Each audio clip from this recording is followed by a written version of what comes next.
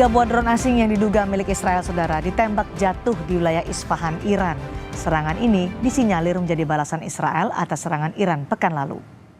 Kami kutip dari kantor berita Al Jazeera, pejabat pertahanan Iran menyatakan benda terbang tak dikenal ditembak jatuh di dekat pangkalan militer Iran.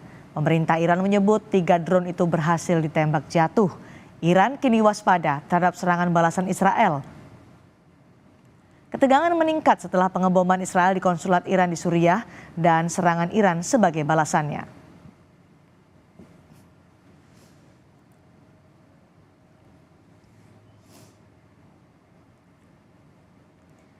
Sebelumnya serangan Iran ke Israel menggunakan senjata drone Shahid 136 kamikaze UAV.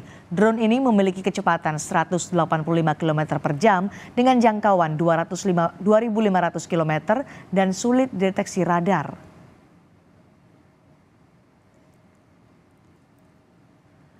Jarak antara Israel dan Iran sejauh 2.294 km.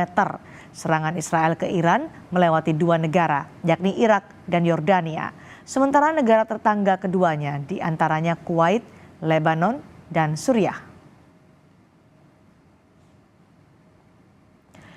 Konflik Iran-Israel turut dipicu arogansi serta agresi Israel di Palestina.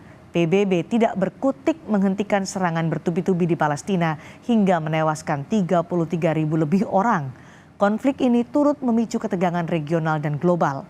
Negara sekutu Israel antara lain Amerika Serikat, Inggris, Kanada, Yordania, dan beberapa negara Uni Eropa seperti Jerman, Prancis, serta Italia.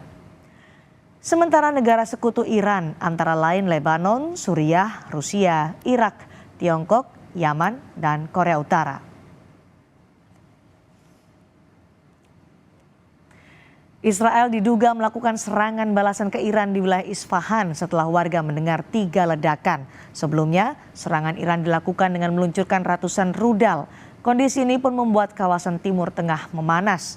Besar kemungkinan berdampak pada Indonesia. Lalu bagaimana sikap pemerintah dan kondisi WNI di kawasan Timur Tengah yang terdampak serangan ini?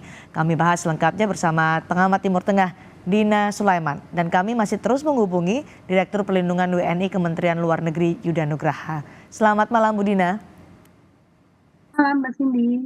Baik Bu Dina, menanggapi kondisi di Timur Tengah ketika Israel mengatakan kami akan merespons serangan balasan dari Iran, dan kemudian di Iran di wilayah Isfahan didengar ada 3 ledakan sebelumnya dengan klaim bisa menjatuhkan 3 drone asing. Menurut Anda apakah saring balasan serangan antara Israel dan Iran ini masih akan terus berlanjut? Ya, tentu buat Israel sendiri dia sangat berkepentingan ya melakukan serangan balasan karena serangan Iran tanggal 13 April yang lalu, 13-14 April yang lalu itu betul-betul sudah mempermalukan Israel ya. Iron Dome yang disebut-sebut sangat canggih ternyata kelabakan ya dengan strategi Iran yang menghujani dengan drone dulu di awal sampai tersaturasi, baru akhirnya kemudian masuklah rudalnya dan tepat mengenai sasaran yaitu pangkalan militer Israel. Nah, jadi Israel memang perlu menyelamatkan mukanya dengan melakukan serangan balasan. Tapi yang terjadi hari ini, meskipun media massa internasional di awal-awal itu sedemikian luas yang memberitakan bahwa telah ada serangan balasan, itu sebenarnya dari pihak Israel sendiri kan menyatakan tidak ada gitu ya, tidak ada pernyataan sebenarnya, dan kemudian juga dari pihak Iran menyatakan bahwa itu sebenarnya ada quadcopter yang datang dari dalam wilayah Iran sendiri. Kemudian pertanyaannya, terus siapa ini yang melemparkan quadcopter itu sehingga kemudian akhirnya sistem pertahanan udara Iran bereaksi sehingga memunculkan bunyi ledakan itu. Ini kemungkinan besar adalah kelompok sel-sel tidur teroris yang ada di Iran yaitu MEK itu yang memang selama ini juga berkali-kali melakukan serangan teror di dalam Iran.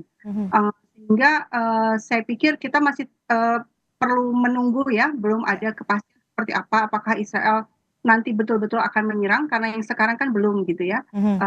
Tapi kalau betul-betul menyerang memang dampaknya luar biasa ya, akan menyeret dunia dalam sebuah situasi yang sangat sulit, karena pasti akan terjadi perang regional kalau memang Israel melakukan serangan, karena sudah diancam juga oleh Iran bahwa Iran akan melakukan balasan. Artinya ini akan melibatkan negara-negara di sekitar. Tapi harus dipastikan dulu berarti Bu Dina, ini drone asing ini punya siapa? Apakah betul milik Israel atau tadi dikatakan oleh Bu Dina kelompok teroris di Iran? Kalau kan selama ini Israel juga kemarin menyatakan akan merespons meskipun belum dijelaskan kapan dan bagaimana responsnya. Dikhawatirkan oleh Bu Dina kalau itu memang terjadi dan pecah akan menyeret negara-negara yang ada di sekitarnya. Menurut Anda negara mana yang paling berisiko terseret dalam ketegangan antara Iran dan Israel ini? Ya, seandainya ini ya, seandainya Israel memang melakukan serangan secara langsung dari Israel, tentu akan melewati negara-negara lain ya, karena jaraknya kan tadi sudah disebutkan Ya. 2.200 itu bisa lewat Jordan, Arab Saudi ke Iran atau lewat Irak ya, Jordan, Irak ke Iran. Mhm. Nah, pihak Iran sendiri sudah menyatakan siapapun yang membantu Israel dalam serangan itu juga akan menjadi sasaran. Dan juga kita tahu ada banyak pangkalan militer Amerika Serikat ya di sekitar Irak, di sekitar Iran, dan serangan Israel ke Iran kalau memang jadi dilakukan itu mau nggak mau pasti akan dibantu oleh Amerika Serikat karena tidak mungkin sendirian. Kemarin juga waktu Israel harus menangkal serangan drone dan misil dari Iran itu kan juga dibantu ya oleh Amerika Serikat, oleh Prancis, oleh Jordan. Nah, kalau kemudian Iran juga membalas ke berbagai pangkalan militer Amerika yang ada di negara di kawasan, itu ada di Kuwait, di Bahrain, di Qatar, artinya kan semua negara akan terlibat dalam perang ini, ya. Mhm. Jadi, yang paling kita khawatirkan jangan sampai ini terjadi sehingga memang yang diharapkan adalah Israel bertindak rasional, gitu ya. Mhm. Artinya rasional itu apa?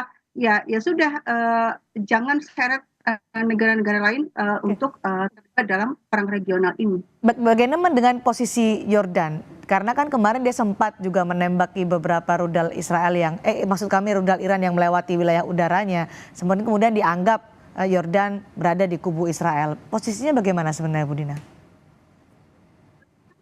Membedakan antara rakyat atau bangsa Jordania gitu ya dengan elitnya. Nah, kalau bangsa Jordania, rakyat Jordania itu sudah berminggu-minggu itu demonstrasi terus besar-besaran ya untuk mengecam Israel dan kemudian juga meminta agar pemerintahnya membantu Palestina gitu ya, membantu perjuangan bangsa Palestina menghentikan genosida Israel.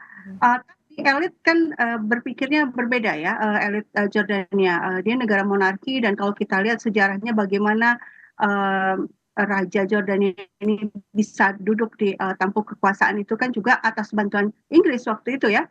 Sehingga memang sejak awal monarki Jordania ini memang sifatnya apa ya inferior gitu ya terhadap kekuatan Barat sehingga memang belum muncul keberanian untuk melawan kehendak Amerika Serikat, kehendak Barat dan masih memilih untuk memikirkan uh, posisinya gitu ya. Padahal kalau dia memikirkan bangsanya, national interest-nya sendiri, sebenarnya kalau dia memutuskan untuk membantu Palestina, dia akan mendapatkan dukungan yang sangat besar dari rakyatnya dan dari yang lain. Hmm. Masing-masing pihak baik Israel dan juga Iran punya negara-negara sekutu sendiri-sendiri. Kalau ini akan semakin meningkat eskalasi ketegangan di Timur Tengah, apakah negara-negara sekutu ini juga akan ikut terlibat, Bu Dina?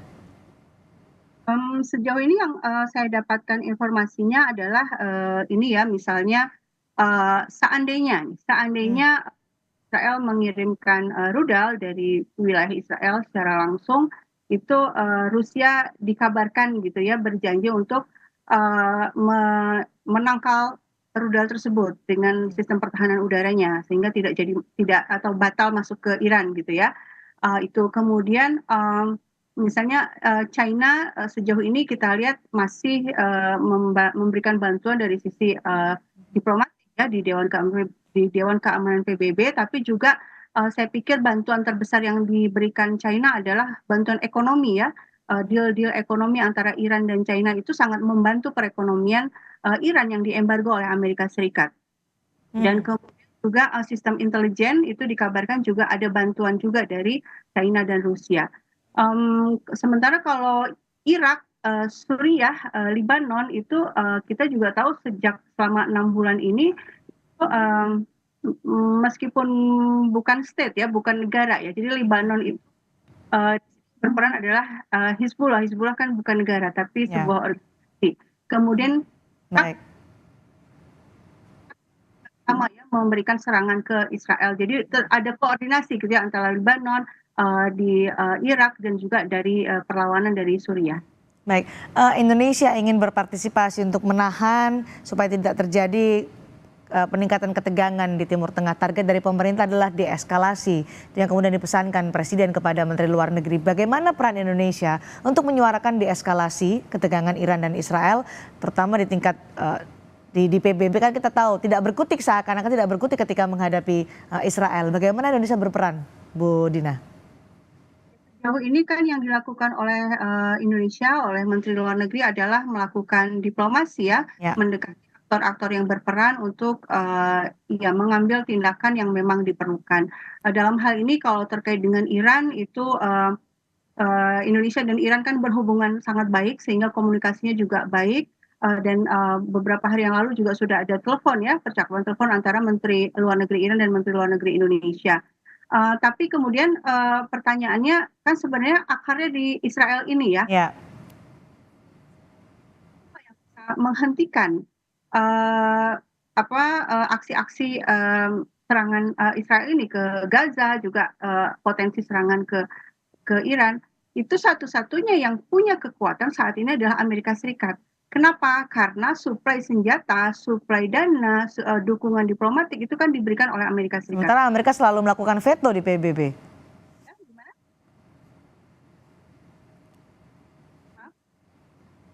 Bu Dina. Ya, suaranya kurang jelas barusan gimana? Sementara Amerika sering melakukan veto di PBB. Ya, ya betul. Berarti kan obstacle terbesarnya di Amerika ini ya. Hmm. Artinya kalau Indonesia mau berperan, ya yang paling harus didekati adalah Amerika Serikatnya gitu ya. Dan kita perlu menggunakan apa yang kita punya atau daya tawar apa yang kita punya gitu ya untuk bisa memberikan tekanan kepada Amerika supaya Amerika Serikat tidak lagi mendukung Israel dengan tanpa syarat seperti selama ini. Oke, baik. Kita tunggu nanti bagaimana Indonesia berperan untuk melakukan deeskalasi sesuai dengan target pemerintah untuk bisa menahan supaya eskalasi atau ketegangan di Timur Tengah bisa mereda. Terima kasih Bu Dina Sulaiman sudah bergabung bersama kami di Sapa Indonesia Malam.